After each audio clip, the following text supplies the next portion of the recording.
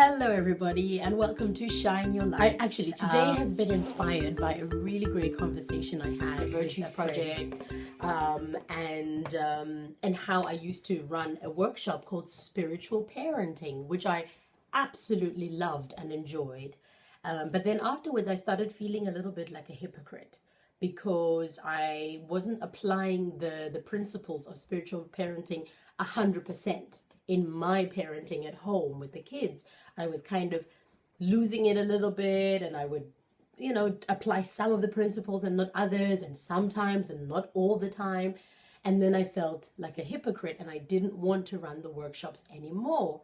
And when I said that to her, that is when it was the first time I'd said it out loud, because I made so many other excuses as to why I didn't run the workshops anymore.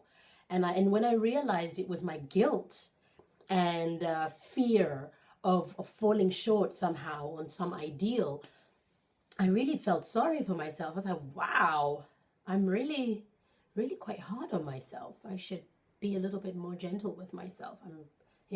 Like nobody is expecting any human being to be absolutely perfect, even in something that they themselves are putting forward, because I might be advocating certain things, like even now with the virtues, with Shine Your Light, the whole concept of the YouTube channel, I could very easily stop doing it because of the fact that I am less than perfect, because I might pull up a patience card and lose my patience that very week that I'm telling everyone else to be more patient.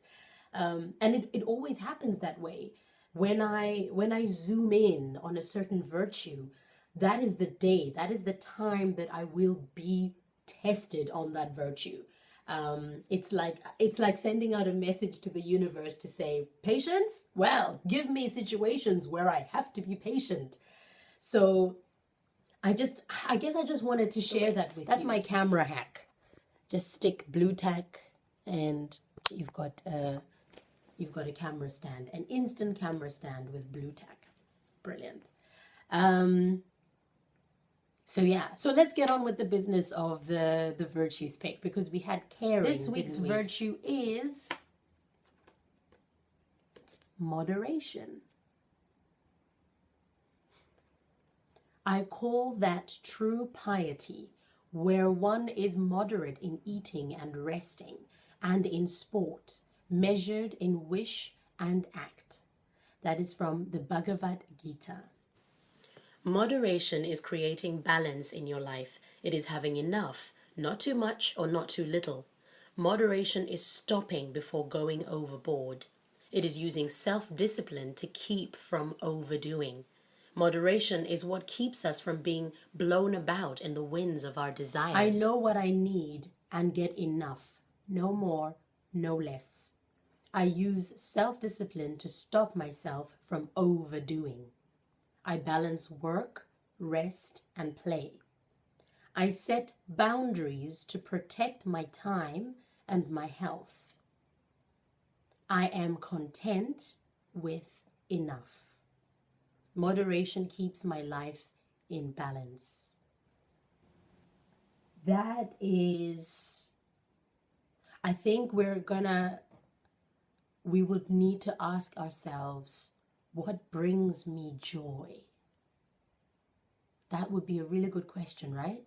That would be a good question to ask. If I wanted to create balance in my life, I would first and foremost do those things that bring me joy. But that is a really good tagline for everything else in your life, I think. It might not work so well with addiction, but it definitely works well with moderation. When the fun stops, stop. When it stops being a joy to do something, reevaluate. Come back to the middle and say, do I need to still be doing this? Can I find a different way of doing it so that it brings me joy again? If it's something that used to bring you joy but doesn't anymore. Do I need to be doing it this often? And do I need to be giving of myself this much? In order to create balance and moderation in my life, I am going to ask myself, what brings me joy? And at what point does it stop being joyful? Because your emotions are a fantastic test, a fantastic scale to measure that point of enough. This is part 1 of moderation because, hey, this is like, this has got some layers. This has got some layers. This might just be one of the most pressing issues of our time. So let's talk about it some more, shall we? I'll see you in part 2.